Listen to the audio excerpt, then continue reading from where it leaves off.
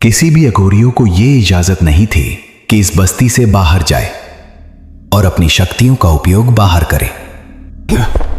गुरुदेव की आंखें तो बंद हैं, पर उन्हें सब दिखता है। इस गांव में कोई नियमों से ऊपर नहीं। यह बाबा भोलेनाथ का बनाया हुआ नियम था जिसे कोई भी नहीं तोड़ सकता था, और बाकी अघोरी उन्हें अपना गुरु मानकर उनके नियमों का खुशी खुशी पालन करते थे। उसके कुछ दिनों के बाद बाबा रात को ध्यान करते समय अपने प्राण त्याग दिए और उनका शरीर इसी ध्यान की अवस्था में रह गया। सुबह जब उनके शिष्यों को पता चला, तब उन सब ने मिलकर उसी स्थान पर उनकी समाधि बना दी। कुछ महीनों तक तो सब कुछ सामान्य की तरह चलता रहा।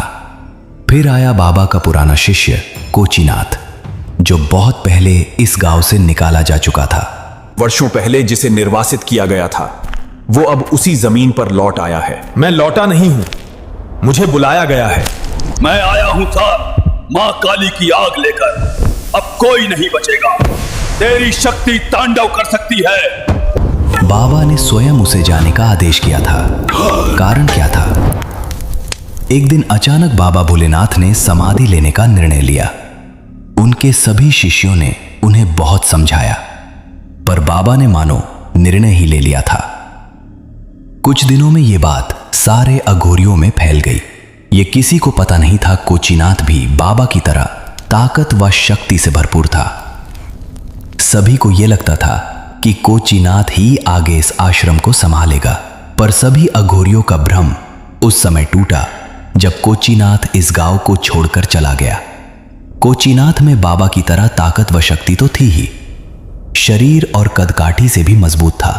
बड़ी बड़ी जटा, बड़े बड़े नाखून, बड़ी बड़ी दाढ़ी और आंखों में एक अलग ही तेज, मानो सारी शक्तियों का बखान कर रही हो। कोचीनाथ के यहां आने के बाद मानो यहां की हवाएं ही बदल गई। अघोरियों का अलग अलग दल बनना शुरू हो गया। इन सब में सबसे बड़ा दल था कोचीनाथ का। ओम महामृत्युंजया त्र्यंबकम यजामहे। कोचीनाथ का दल ध्यान और काली शक्तियों का पूजा करता। इस दल में सभी कोचीनाथ के शिष्य थे। धीरे धीरे दूसरे अघोरियों ने एक एक कर यहां से जाना शुरू कर दिया, और कुछ समय बाद इस आश्रम में सिर्फ कोचीनाथ के और कोपीनाथ ही रह गए। ओम ह्रीम श्रीम क्लीम प्रचंड चंडिका नामो नमः। काली शक्तियों का पूजा करते करते कोचीनाथ और भी ज्यादा ताकतवर होता जा रहा था। ताकत और शक्तियां पाने की भूख इतनी ज्यादा थी कि अब जानवरों के अलावा अपनी पूजा में इंसानों की भी बलि देना शुरू कर दिया था। कोचीनाथ के डर के कारण आसपास के आदिवासी गांव भी धीरे धीरे खाली होना शुरू हो गए। पूरा गांव सुना और वीरान हो गया। आसपास के गांव तो क्या, दूर दूर के गांव भी खाली हो गए थे। लोग ऐसे उस गांव को छोड़कर पलायन किए मानो कोई महामारी फैल गई हो।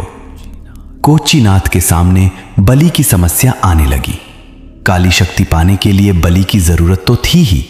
अपने शिष्यों में सबसे कमजोर और बिना अनुभवी शिष्यों की बलि देना उसने शुरू कर दिया।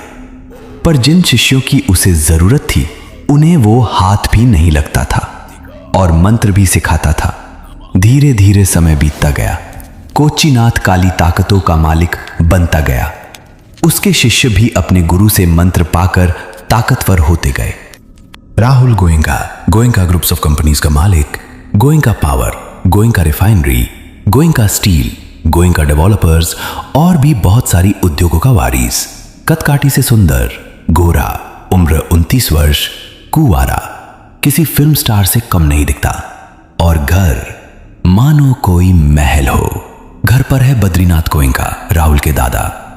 पूरा बिजनेस इन्हीं का बनाया हुआ है, पर उम्र अब काफी हो गई है, फिर भी सारे बड़े फैसले यही करते हैं। राहुल की दादी, घर और मंदिर, बस यही इनकी दुनिया। राहुल के माता पिता बिजनेस में राहुल के बड़े भाई शेखर के साथ कंपनी चलाते और बहुत से कंपनी को यही संभालते। माता अपनी सहेलियों के साथ पार्टी और कीटी पार्टी में रहती। राहुल कहने को तो इस कंपनी का वारिस, पर बिजनेस से दूर दूर से कोई संबंध नहीं। बस अपने ही दुनिया ने जीता। पूरा दिन और रात दोस्तों के साथ पार्टी करता, ड्रिंक करना, डिस्को जाना और मौज मस्ती में लगे रहना। चारों दोस्त अमित, आयशा, धीरज और टोनी भी पूरी तरह अय्यास, घूमना फिरना और पैसा उड़ाना। एक बार टोनी को फेसबुक फ्रेंड से पार्टी का इनविटेशन मिलता है। इनविटेशन की बात सुनते ही राहुल जाने के लिए तैयार होता है, मगर पार्टी है दूसरे शहर में और वो भी यहां से काफी दूर। टोनी, यार पार्टी तो अच्छी है लेकिन है काफी दूर। राहुल, चलो ना यार, पार्टी का सारा खर्चा मेरी तरफ से और कार भी मैं ही चलाऊंगा। आयशा, सॉरी मेरा जा पाना मुश्किल है। राहुल, क्या यार, इसका हमेशा ऐसा ही रहता है, तुम सब तो चल रहे हो ना। Tony, okay. एक ढाबे में रुककर चाय पीते हैं और आगे बढ़ते ही राहुल, टोनी यार इन दोनों में से कौन से रास्ते में जाना है। टोनी, मैं देखता हूं। टोनी कार से उतरता है, लेफ्ट साइड से। वो क्या था? किसी को देखा तुमने? मुझे तो कुछ अजीब सी आवाज भी सुनाई दी। गाड़ी अचानक क्यों हिल गई यार? भाई ये क्या हो गया? कार अचानक खिंचने लगी थी। ये रास्ता कुछ ठीक नहीं लग रहा यार। अबे देखो, पीछे से कोई भी गाड़ी नहीं आ रही। What was that? I don't know, but the car won't start. Let me check outside. अचानक एक पुराना आदमी रास्ता रोक लेता है। झुका हुआ शरीर, हाथ में त्रिशूल और गले में माला, आंखें खाली पर चेहरा बेहद डरावना। वो धीरे से बोलता है, रुक जाओ, अब लौट नहीं पाओगे। चारों ठिठक जाते हैं। उस आदमी की आंखों में काली छाया तैर रही थी और तब पीछे मंदिर से घंटियों की आवाज आने लगती है, बिना किसी पुजारी के। चारों दोस्त उस बूढ़े आदमी की बात सुनकर ठिठक जाते हैं। अमित घबराकर, क्या कहा आपने? हम यहां सिर्फ मदद के लिए रुके हैं। बूढ़ा आदमी कुछ नहीं कहता। उसकी आंखें अब सीधी राहुल की आंखों में देख रही थी, जैसे कुछ पहचान रहा हो या परख रहा हो। जिन रास्तों पर देवता भी नहीं चलते, वहां तुम्हारे जैसे भटके राही क्यों भटकते हो? तुम सब मेरे दरवाजे तक आ चुके हो, अब कोई नहीं बच सकेगा। बलि पूरी होगी। तुम लोगों में एक बलि का हकदार है। चारों दोस्त घबरा जाते हैं। पीछे मंदिर से घंटियों की आवाज अब और तेज होने लगती है, जैसे कोई अदृश्य शक्ति उन्हें मंदिर की ओर खींच रही हो। राहुल, चलो यहां से भागते हैं यार, ये जगह सही नहीं है। राहुल सबसे पहले दौड़ता है, उसके पीछे बाकी दोस्त। जैसे ही वे उस बूढ़े बाबा को पार करते हैं, अचानक एक जोरदार हवा का झोंका आता है और मंदिर के दरवाजे अपने आप बंद हो जाते हैं। भराम! वे दौड़ते हुए करीब 1 किलोमीटर आगे निकलते हैं, जहां उन्हें कुछ झोंपड़ियां दिखाई देती हैं, वीरान, टूटी हुई, लेकिन उनमें किसी जमाने में लोग रहते थे, ये साफ नजर आता है। धीरज, शायद यही करडोंगा गांव है, लेकिन ये पूरा गांव तो उजड़ा हुआ है। अमित, क्या हो रहा है? ये क्या देख रहे हैं हम? ये कुछ भी सामान्य नहीं है। वो एक झोंपड़ी में घुसते हैं ताकि थोड़ा आराम कर सके। अंदर गंध फैली हुई थी।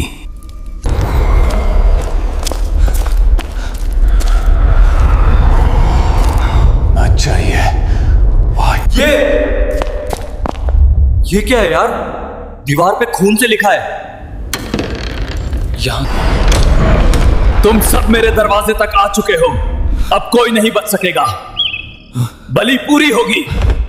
मिट्टी, खून और लोबान की मिली जुली बू। दीवारों पर अजीब चिन्ह बने थे, त्रिकोणों और आंखों की आकृतियां, और बीच में एक बड़ा सा बलि चक्र। राहुल दीवार पर लगे एक पुराने कागज को उठाता है। उस पर लिखा है, एक को चुन लिया गया है, उसकी आत्मा को तंत्र का द्वार खोलने के लिए उपयोग किया जाएगा। अचानक टोनी जोर से चीखता है, राहुल, तेरी गर्दन पर यह निशान। ये वही निशान है जो किताब में लिखा था। पहला बलिदान। राहुल के गले पर एक गहरा, ताजा कटा हुआ त्रिकोणीय निशान उभर आया था, जो कुछ देर पहले तक नहीं था। सभी चौंक जाते हैं। अमित धीरे से फुसफुसाते हुए, क्या राहुल वही बलि का पहला निशान है? और तभी झोपड़ी के बाहर एक अजीब सी फुसफुसाहट गूंजती है। 7 आत्माएं चाहिए मुझे, प्रत्येक द्वार पर एक बलिदान, और पहला रक्त बह चुका है। झोपड़ी के बाहर फुसफुसाहट गूंज रही थी, जैसे किसी ने हवाओं में कोई मंत्र फूका हो, जैसे पैरों ने अपनी सांसें रोक ली हों। राहुल, जिसकी गर्दन पर ताजा त्रिकोणीय निशान था, अब चुपचाप बैठा था। उसकी सांसें तेज थीं, पर आंखें स्थिर। धीरज, भाई ये सब क्या हो रहा है? ये निशान अचानक कैसे? मैं जल रहा हूं, कोई मेरे अंदर उतर आया है। टोनी, रुक भाई, ये क्या हो रहा है?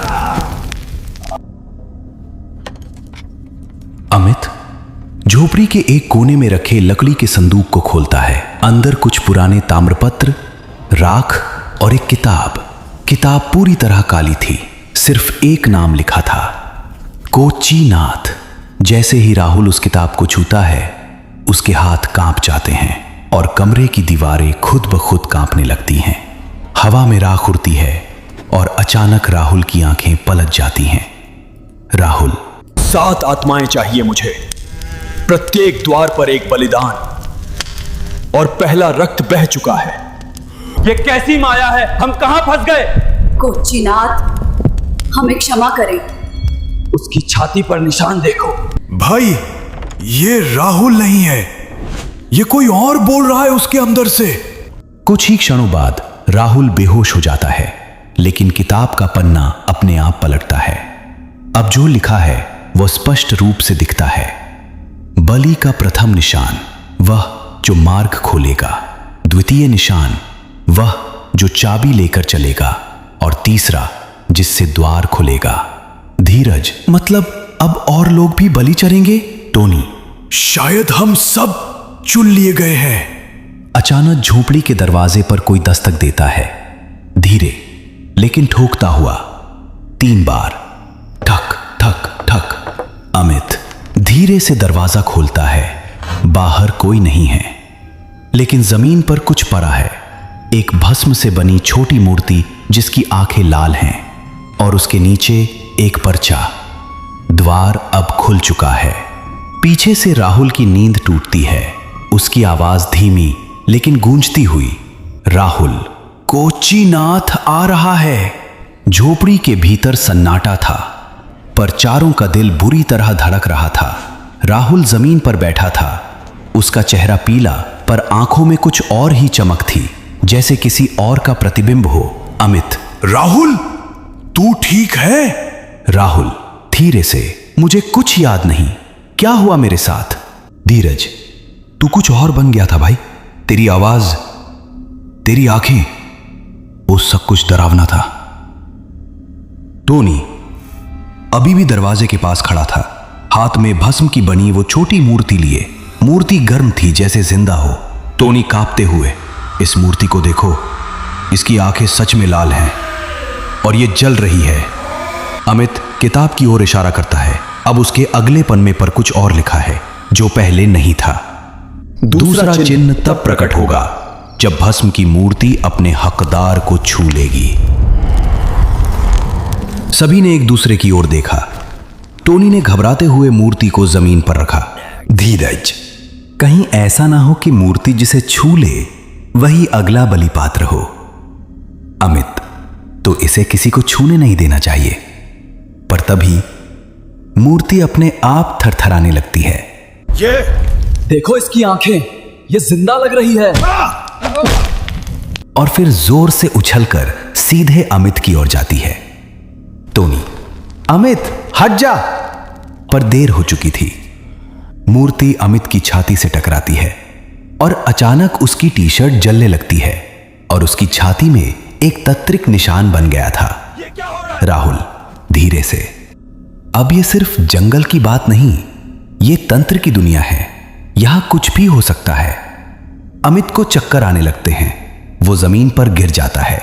फिर किताब के तीसरे पन्ने पर खुद ब खुद आग की लपटें उभरती हैं और उसमें एक चेहरा दिखता है। काले बाल, लाल आंखें और माथे पर उल्टा त्रिशूल। यही था कोच्चिनाथ। कोच्चिनाथ। किताब के पन्नों से एक एक करके तुम सब आओगे, बलि पूरी होगी और द्वार खुलेगा, फिर कोई ना बच पाएगा। फिर पन्ने राख बनकर हवा में उड़ जाते हैं।